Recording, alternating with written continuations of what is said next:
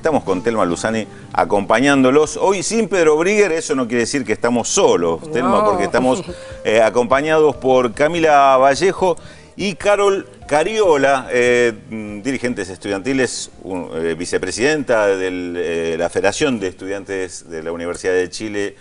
Camila y Carol, secretaria general de las Juventudes Comunistas de Chile y ex dirigente estudiantil, también nos están acompañando para analizar qué es lo que está pasando hoy en Chile, además de otros temas, Thelma, que vamos a estar tratando, como los últimos sucesos en Francia, las implicancias que tiene esto en plenas elecciones francesas, falta un mes para las elecciones francesas. Y el extraño aprovechamiento que ha hecho Nicolás Sarkozy de este tema. También vamos a estar hablando de Uruguay, repasando lo que ha sido en los 2 primeros años de gobierno de José Pepe Mujica. Exactamente. Pero si te parece, vamos ya al primer tema, que obviamente es Chile. Estuvimos siguiendo muchísimo desde acá, desde Argentina, el tema chileno, sobre todo la propuesta de ustedes de una educación, digamos, cambiar el sistema educativo, cambiar el proyecto que ya venía de la época de Pinochet. Bueno, la primera pregunta sería un poco que cuenten cuál es el plan para este año, justamente, que está, supongo, por empezar a nivel educativo.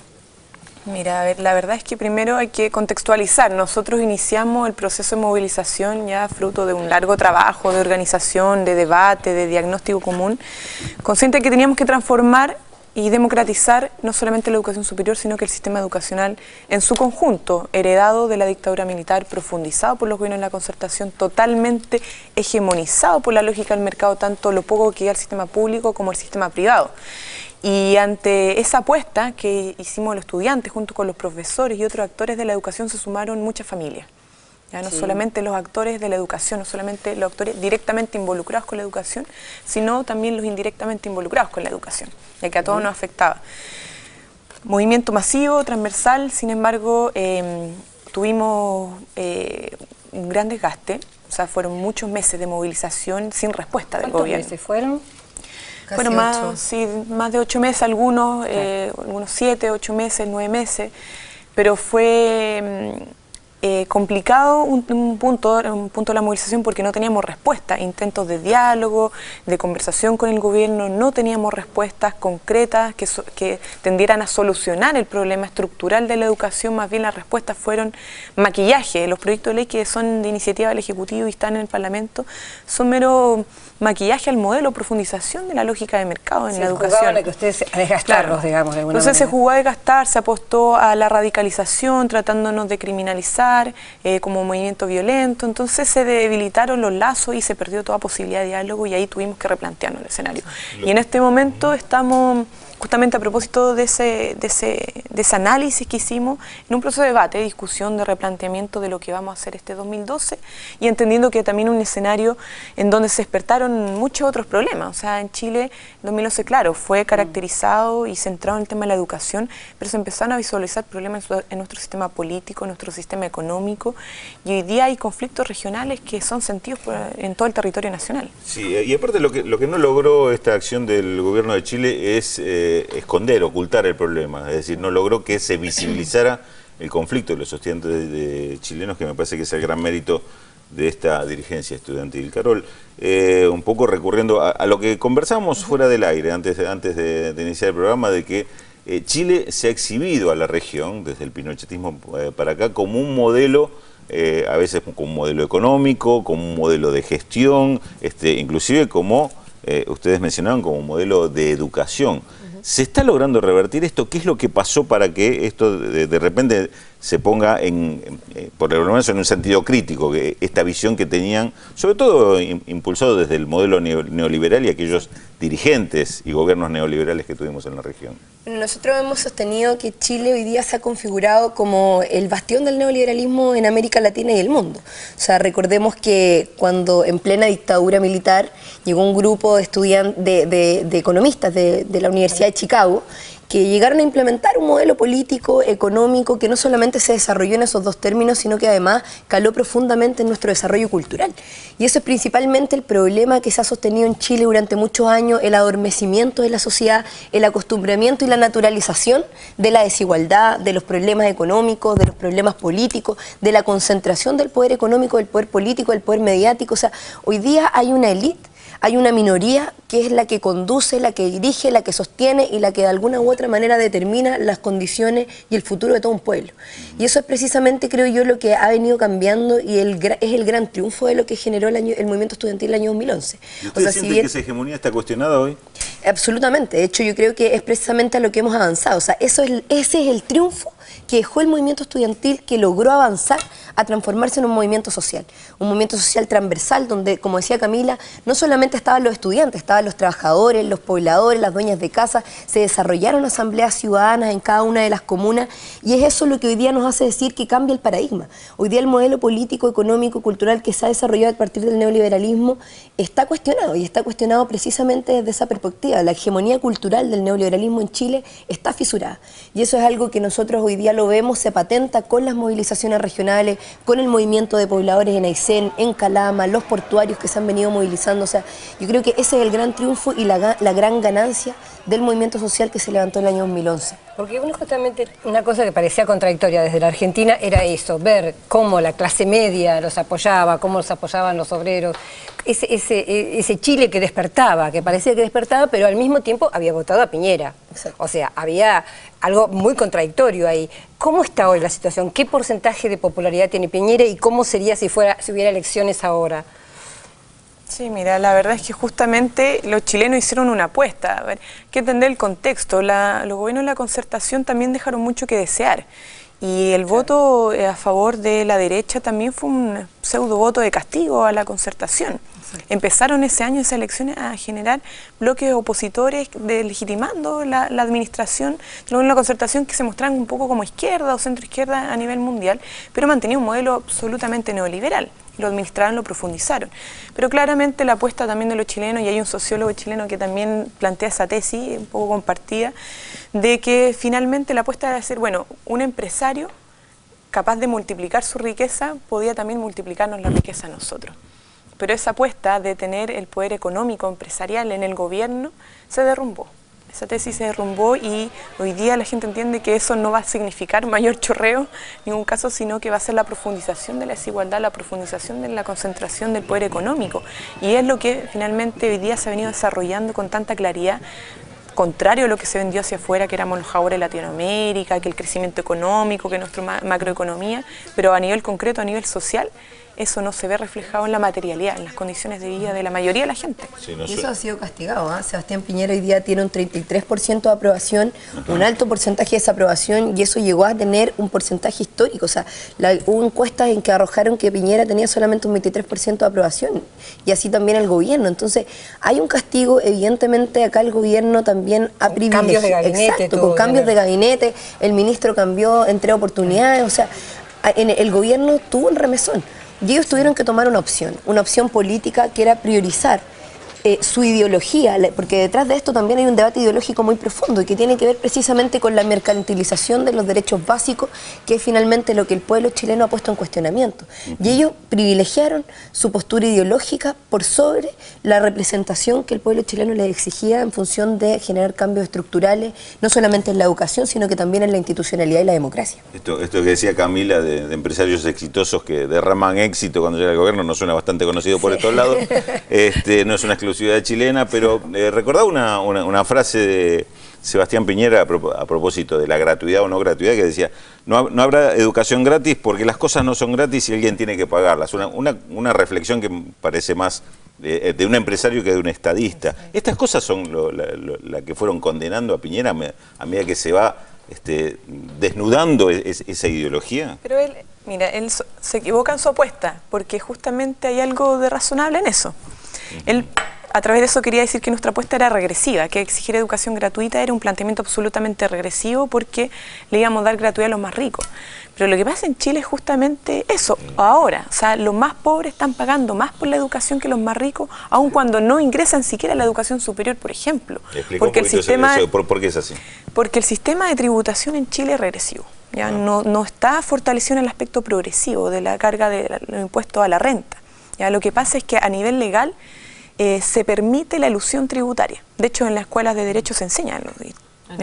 Se castiga la evasión, porque eso está penalizado, pero se permite la elusión, y mientras un empresario más eluda, más capacidad quiera para eludir, más premiado, o sea, se potencia eso, y eso hace que finalmente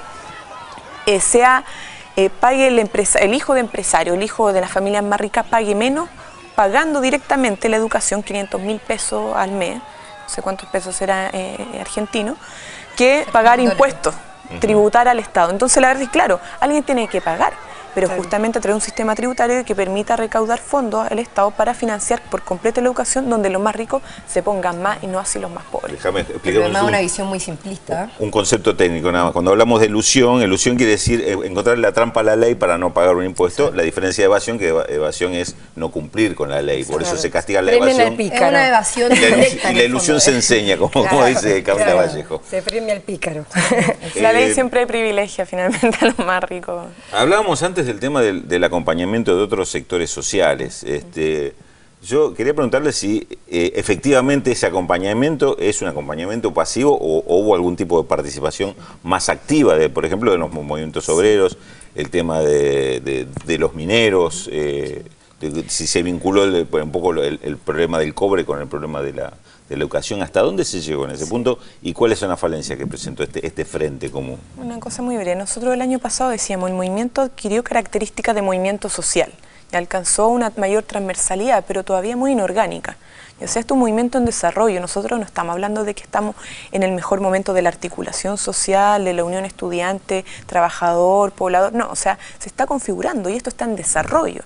En 2011, efectivamente, quienes más salimos a la calle fuimos los actores de la educación en conjunto, de manera ya, claro, un poco más quizá más pasiva, pero en las calles de otros actores sociales. Hoy día, la verdad es que otros actores sociales, los trabajadores, los pobladores, las dueñas de casa están tomando también un rol más protagónico. Lo que está pasando en Aysén, lo que está pasando en Calama, está demostrando eso. O sea, claro, no somos tarde, pero estamos ahí atrás, porque entendemos que lo que están planteando los estudiantes son nuestras demandas como trabajadores. Lo que plantean en Calama respecto a la renacionalización del cobre, del agua, es lo que también planteamos nosotros.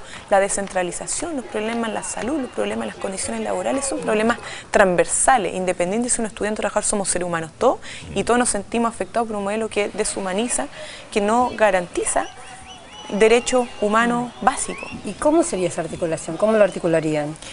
Bueno, ese es el desafío. El gran desafío en que estamos trabajando, ¿cierto? Estamos ahí viendo cómo generar las redes, los lazos, a través de qué forma, se plantean las asambleas ciudadanas, las asambleas territoriales y mesas sociales en distintas regiones. Por ahí va un poco el camino en función de generar una lucha más multisectorial, más que un sector defendiendo su demanda gremial. Realmente este año tienen planificado, digamos, como el año pasado, marchas, que por otro lado eran sumamente creativas y fueron seguidas. Yo recuerdo hubo manifestaciones que había más de 100.000 personas, ¿no es cierto?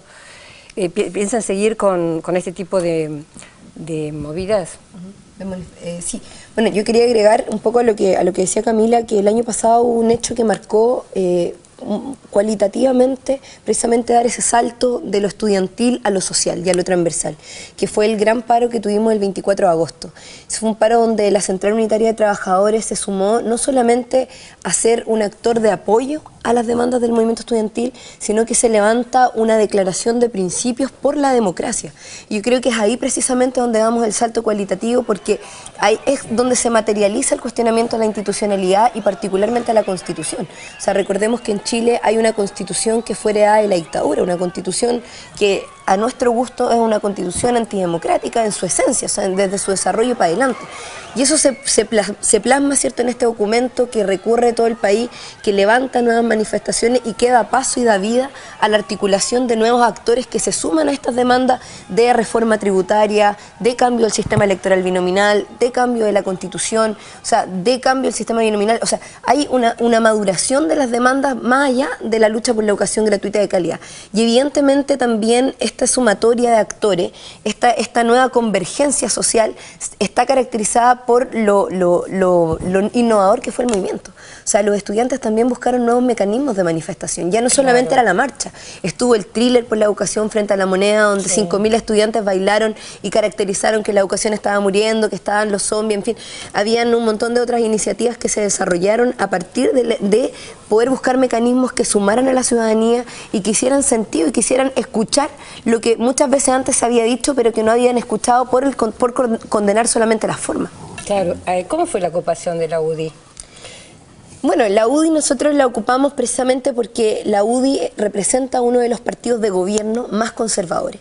Es el partido de gobierno que más trabas ha puesto precisamente en hacer transformaciones políticas de fondo, como por ejemplo cambiar el sistema binominal.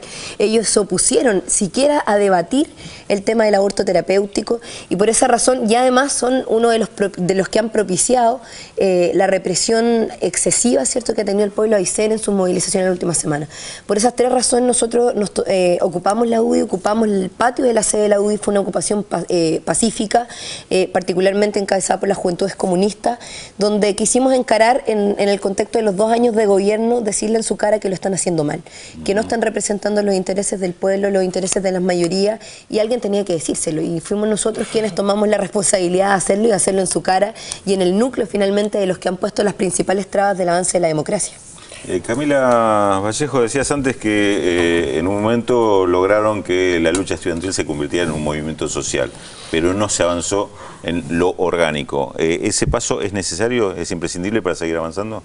Esa organicidad, claro, por ejemplo, con los movimientos, la dirigencia gremial, obrera gremial, me refiero.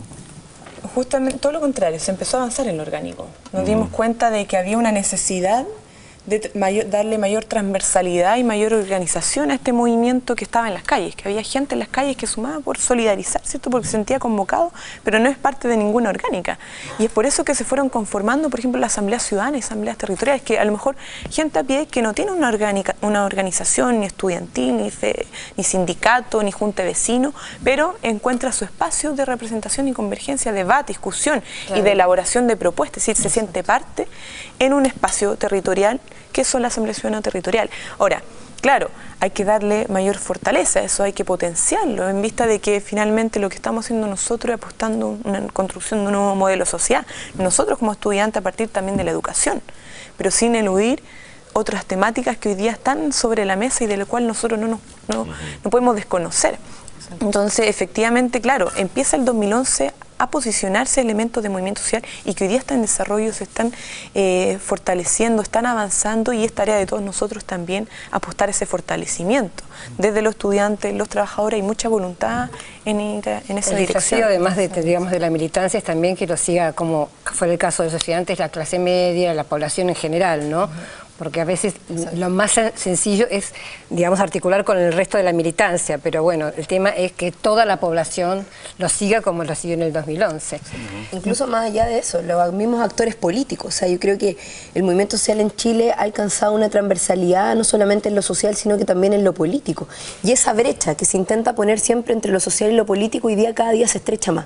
Y porque precisamente por las demandas del movimiento social que han avanzado a ser demandas políticas y profundas. O sea, el movimiento social en Chile es un movimiento absolutamente político, y eso es algo que por más que intentan ensuciarlo por el hecho de que la palabra política o la política la han intentado ensuciar durante mucho tiempo, no lo han logrado porque la gente ha tenido y el pueblo chileno ha tenido un nivel de maduración donde logra entender la importancia de que las demandas políticas estén en el centro de los objetivos, y por eso el pueblo Aysén, por ejemplo, en sus demandas, en sus reivindicaciones, han dicho, o sea, mi problema es tu problema, porque han entendido que claro, la gremialización de las luchas no nos lleva a las transformaciones profundas. Yo quiero invitar a los que nos están escuchando a mañana, ustedes van a estar en el Centro de la Cooperación a las 11 de la mañana y quedan Corrientes 1543, todo el mundo conoce al Centro de la Cooperación, van a estar con Juan Carlos Junio y Alejandro Forni, así que bueno, quienes quieren escuchar mañana a las chicas pueden ir allí.